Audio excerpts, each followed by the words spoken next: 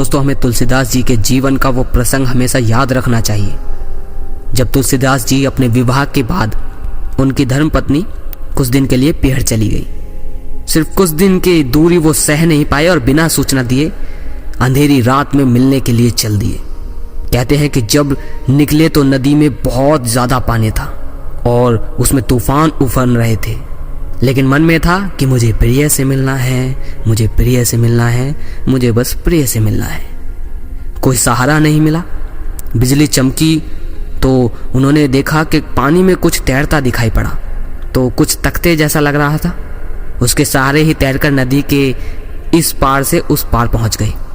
एकदम तेज वेग के साथ बहती हुई नदी को उन्होंने पार कर लिया और पार करते ही जैसे ही बिजली चमकी तो देखा जिसे वो तख्ता समझ रहे थे वह मुर्दा था, एक लाश थी। एक शव के सहारे नदी पार कर गए। वहां से आगे चले तो पत्नी के घर का दरवाजा बंद था, तो खिड़की से एक रस्सी नुमा चीज लटकी हुई थी, तो वो उसे पकड़कर ऊपर चढ़ गए।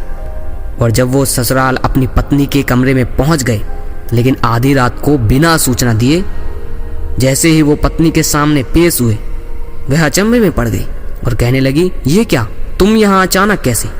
तुलसीदास जी बोले, बस ऐसे ही, तुम्हारी याद में। ऊपर कैसे आए? तुमने ही तो रस्सी लटका रखी थी। जब बिजली के प्रकाश में तुलसीदास जी ने देखा तो वह रस्सी नहीं, सांप लटक रहा था। रत्नावती एकदम अंदर से उद्वेलित हो उठी और बोली, धिक्कार है तुम्हें जो मेरे पीछे अपनी जान हथेली पर रख के यहाँ आए। नदी कैसे पार किया वो पूरी कहानी भी सुना दी। तब उन्होंने थोड़ा सा संबोधन दिया था और कहा था, अस्ति चर्ममय देहसम जैसी तेरी प्रीत की होती रघुनाथ से तो काहे होती भववीर। मेरे हाड़ मास के प्रति तुम्हारे मन में जितना प्रेम है उतना प्रेम यदि तुमने राम में किया होता तो तुम संसार में भटक नहीं रहे होते। धिक्कार है तुम्हें जो इस हाड़ मास के शरीर से रमने की इच्छा रखकर अपनी जान को दांव पर लगाकर यहाँ आ गए। अपने भीतर के राम को पहचानो, काम को छोड़ो। कहते हैं कि यही एक वाक्य तुलसीदास जी के हृदय परिवर्तन का आधार बन गया। फिर तुलसी नहीं रहे, गोस्वामी तुलसीदास बन गए।